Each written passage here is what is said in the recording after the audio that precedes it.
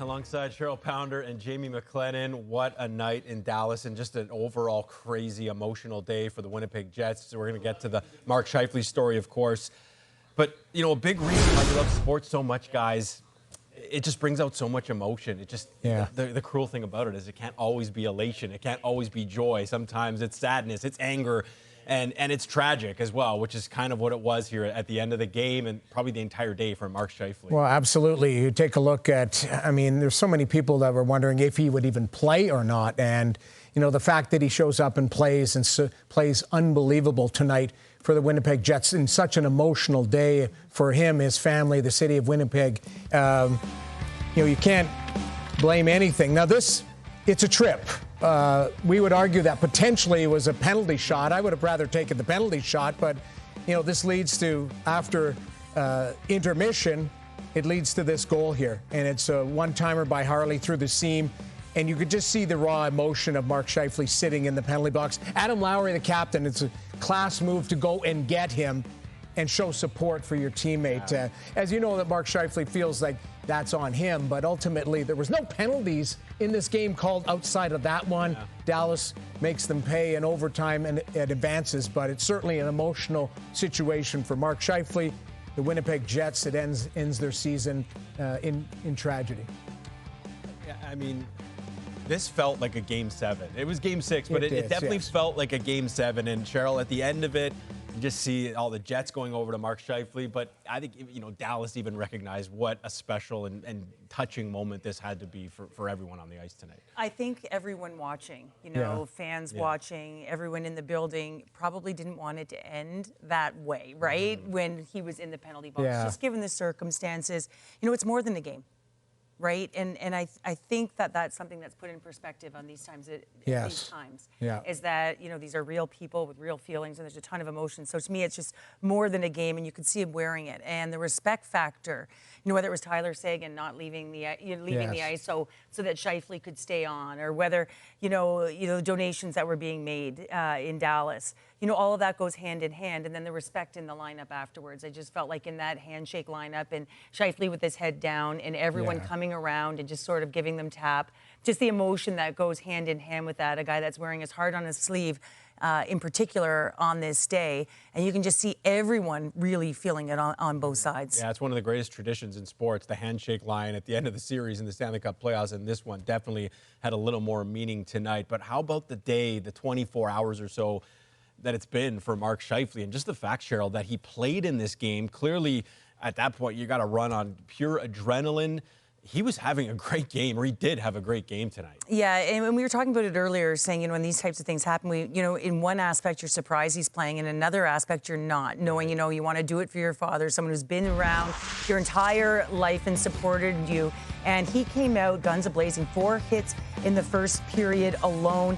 I mean, here's a guy that was imposing his will, trying to juice his legs and say, we want this. I want to do this for you, Dad. I want to do this for you, Winnipeg. And then, of course, just finding a way. And he also gets on the board first, and everyone's going, this is magic, right? Yes. This is one of those moments where, the stars are aligning for him. So when you look at his overall play and how he created, I think he wind up with, 9 hits on the game. So just impeccable in terms of the resilience to get out there with that raw emotion, put up that kind of performance. And you could really tell by the people around him at the end of the game what it meant to them.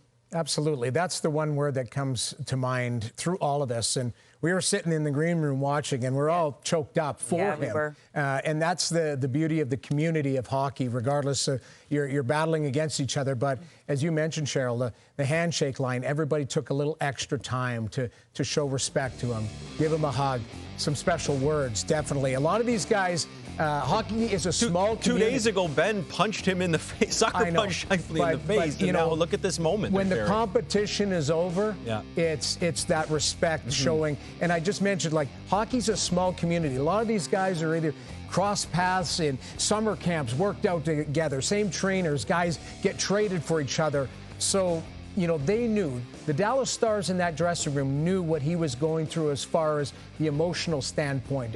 And him being out there, they battled him hard, he battled hard, but at the end, in the the handshake line, they wanted to take a little extra time to show that respect for him, and you could just see he was wearing it. And Jamie, the Jets battled hard. Let's talk about the adversity that they faced, not just in this game, but I guess the entire playoffs. From the injuries, we saw Josh Morrissey leave this game, so once again he couldn't be there for his team in a big moment. And just the road woes that Winnipeg continues to sort of suffer from. The deck was kind of stacked against them tonight, and they almost pulled it off. They almost did, and you're right. You go back to that St. Louis series, and yes, I'm not absolving them for poor play on the road because they had to wear that. But you just mentioned Josh Morrissey not being available to them, especially in that double overtime game against St. Louis, where he didn't play very much. It was Neil Pionk that had to play 46 minutes that night. So you've got the Morrissey injury who leaves, in the second period in this game. So you talk about deck being stacked against you. The road record, again, they lose their 10th in a row on the road. And then Brad Scheifele passing away, certainly wore on the team as well. So adversity left and right for this team, and they almost pulled it out. A really heroic effort tonight, but come up short. And how tough for Josh Morrissey. This season alone, he had to miss the Four Nations face-off final game. He was sick, couldn't get out of bed. Then he misses Game 7, and then tonight he had to leave as well. Well, it's so tough. And you do think about, whether he would have been on that PK as well, right? Yes, there's all those things. When you talk about Josh Morrissey and the minutes he plays, whether he's on his own zone, he plays, his first pass, and then he's just a magician on the offensive blue line. But right when this happened, he's up against Rantanen, and we kind of turned our heads because we didn't want to look at it twice. And the way that his knee comes, almost looked like, it's on the inside. And that's the first thing we said, Noodles, when we looked at one another. And when you're sort of hobbling off and you go down that tunnel, it was kind of that look like he ain't coming back. No. And so real tough to watch, a massive loss at any point in the game.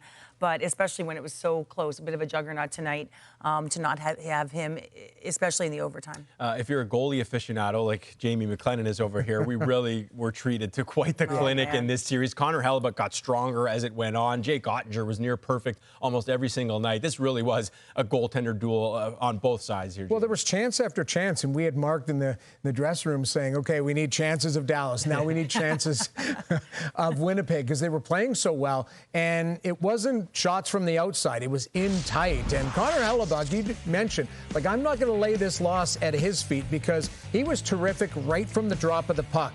And, Dallas threw a lot of pucks. They got a lot of traffic in front of him, and he battled through that and made some 10-bell saves. Rantanen in tight, who's the hottest guy in the playoffs. Duchesne, a one-timer, tries to slide it 5-hole.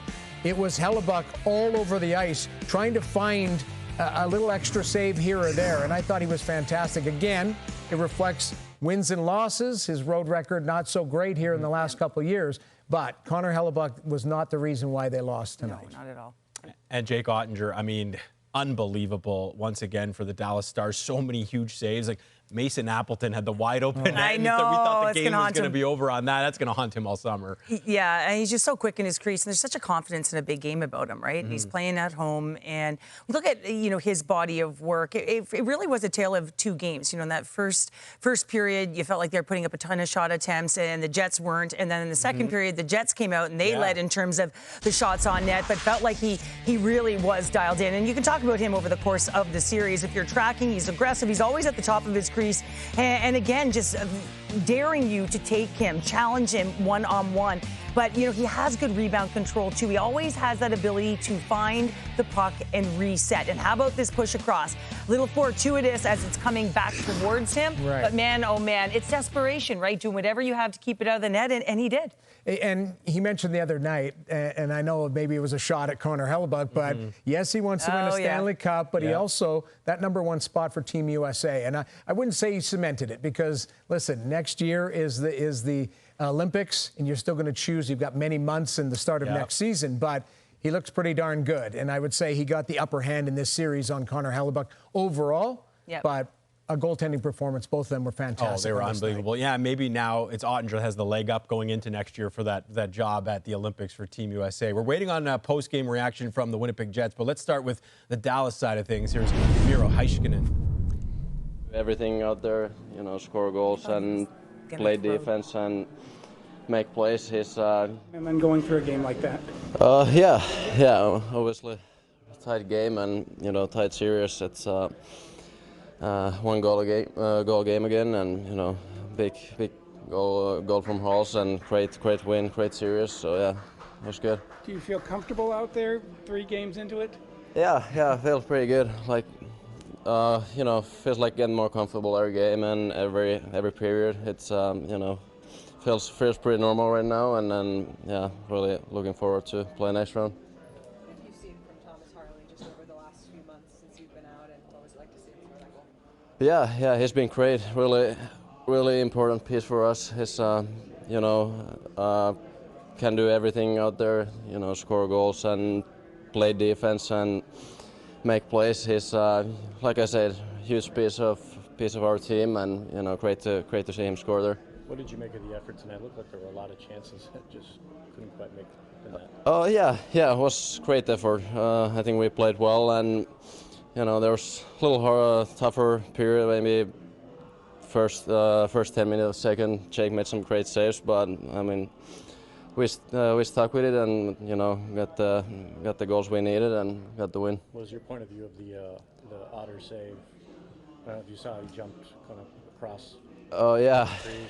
Yeah, that was crazy. I just saw the open net there, but he just somehow got it, and great save by him. Last year, Edmonton eliminated you all in the Western Conference Final. I guess what's the motivation to go in and have a different outcome this time? Yeah, it's huge. We wanna beat them this time. Wanna lose 2 in a row against the same team, and want to beat them and get to the finals for sure. Is there a bitter taste after last year's defeat? Yeah, of course, a little bit. Always when you get eliminated, it sucks, and it's something you don't wanna do again. And hopefully we can turn it around this time and win the series. Do you think this team? Dallas Stars off to their 3rd straight conference final. Miro Heiskanen playing just his 3rd game of these playoffs. It looks like he's getting a little stronger, a little more, shaking that rust off a little bit more every time he's playing. Yeah, and having not played since January 25th, and he's just a cornerstone on the back end for this team, and aligned with Harley as well. I mean, what I noticed today was he was activating, right? So we really noticed him activating into the offensive zone. So coming down, playing a ton of minutes. I mean, I think his first game he was just shy of 15, and he's over 23 tonight. So you look at that, and he's the pulse of that back end alongside Harley. You've got Arniel and net. So now, when you look at this group with the back end like that, being able to move the puck with the pace, the rush play that they have, the speed and the depth, I think they're aligning quite nicely right now to form at the right time. But for Heiskanen, for me, how he operates on the blue line, his first pass, how he pushes to the outside, just such a complete defender. You could see that his game was building. He even just talked about it, said he's feeling stronger. And we were talking about that speed through the neutral zone. I would say he was a little bit tentative his first game into his second game, but you tell now he's feeling it, and it's all about confidence and timing. A lot of it, as you mentioned, he didn't play since January, so it's all about game speed. You're jumping on a moving train. And that's the biggest thing. It's not a moving train, hey, it's November 20th type of thing. This is the Stanley Cup playoffs deep into it. And you got to get up to pace, not only with the speed, but the physicality of it. He's done a good job. He has. And what I've noticed with the confidence is not just activating, but also in his transition game. So you're now all of a sudden, you're walking into the playoffs and you're up against the Jets, you're up against pace, you're up against speed. So the ability to turn and lead with that stick. And I think that's something that we've really seen come along over the last 3 games. But also activating and jumping into the rush and jumping through the middle of the ice. So he's pushing coverage back as that defenseman. So I feel like he's just, rounding it out nicely. But yeah, just really elevating his play at the right time, obviously getting the games under his belt. We touched on this a bit, Jamie, but this game was 14 seconds away from being the first game in the Stanley Cup playoffs without a power play happening in the entire game. You feel like the refs, it was kind of like prison rules out there. They were just letting them play. Is that something where the refs kind of don't want to decide or give a team an advantage at any point? Maybe they had a midnight flight back there. I don't know. You want to keep it rolling. But honestly, a lot of times, I think the refs, believe me, I'm a ref hugger for the most part because I think they do a fantastic job. I'm not as hard on them as other fans are. We'll put it that way. But I think they didn't want to be a factor tonight. What is, listen, we'll make a call. And in that play, I think he felt like he had to make a call on Scheifele. If he could have let it go, no problem. But Steele was in, and we were talking about it. Probably could have been a penalty shot. Instead, it's a trip. But he had to make that call. The puck was in. That was a breakaway. and it was near the end of the game. So that could have been the difference in the game. So, and it ultimately was. But I think the fact that they let them play, they let them hammer it out, and there were no calls other than that one, says a lot about how. Well, we should note that when Scheifele scored, there was a delayed penalty, so that might have been but Scheifele scored, so it didn't happen. Did you think that was a penalty shot by the definition? By the definition, I thought that he was clear in a way, right? Yeah. And so if he doesn't get the stick underneath the hands, he's got that puck and he's in all alone. But I am not a ref hugger.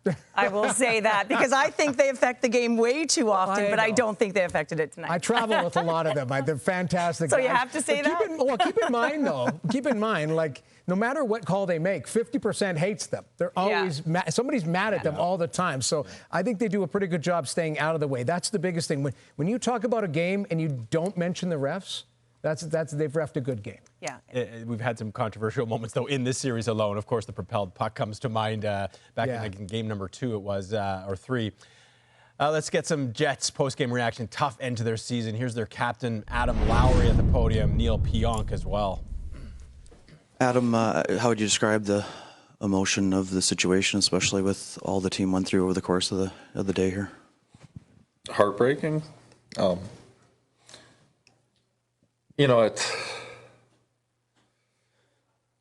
We felt like we had a great regular season. We felt like we had a team that could go on a run, and for it to end the way it did, and everything else that was surrounding the day, it's just a lot of emotion. I think it's tough to put into words what Mark went through today, and it's a huge goal for us. Plays a heck of a game, and it ends the way it does. So, just emotional, heavy. Just really proud of the group we had, the commitment, the no quit.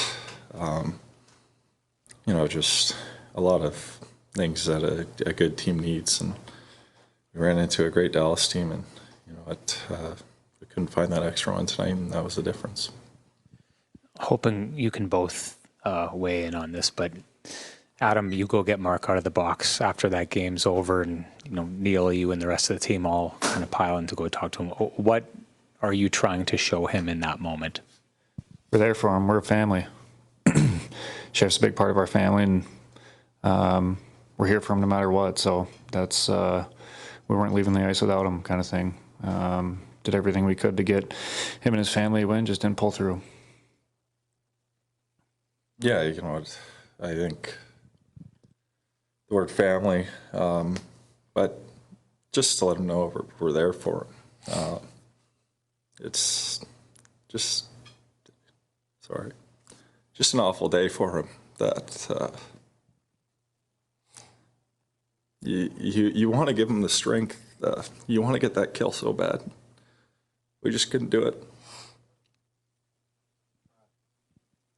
Neil, you've personally seen moments where the organization shows up in the face of tragedy. Did that give you anything or teach you anything that you could use today to be a good teammate? Yeah, I know we have a great group here, so that was that's what I knew going in. Once we found out the news that he was going to have a great support group, and we were going to be there for him, and through the highs and the lows, and obviously today was a real low. Yeah, did everything we could to give him words of encouragement, and it's for him to play tonight and play the way he did is flat out one of the most courageous things I've ever seen. So all the credit to him. Adam, I can't imagine trying to compartmentalize the feelings and the series and what your friend went through and all of that. I mean, you almost sound overwhelmed there. Is that fair to describe the emotional state? Well, I think there is just so many emotions surrounding it. Obviously, with Scheifele's dad passing away, and you want to be there, you want to support him, you want to be a good friend, a good teammate, and then you have your season come to an end where, ultimately you fell short of the goal. You work so hard, all year, you're driving, the commitment that this group had,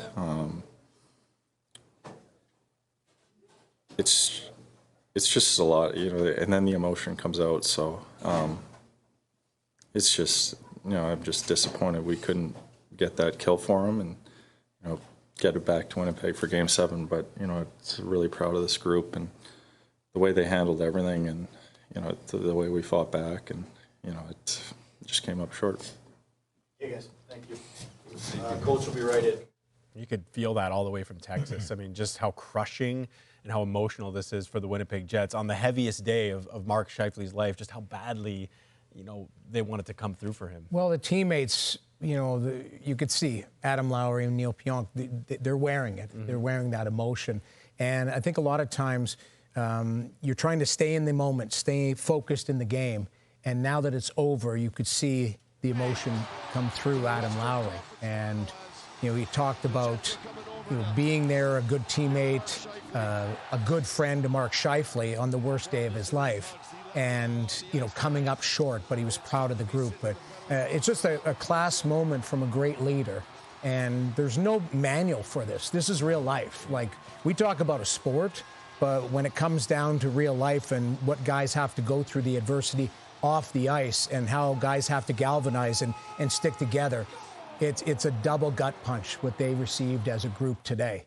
It's the loss of Brad Scheifele and a dear teammate's father, and also the loss of the series and how hard they worked throughout the season. So you could see the emotion. We're all feeling it. We're all choked up here right now, but that's raw. That's just the raw emotion, and I'm proud of that group. Very proud, and people first. Yep, exactly. Right? People first, and you see that there. And I think, I got kind of emotional. We were kind of looking at one another, and I'm kind of doing this because when you hear him say that, we just wanted to get the kill for him. Yeah.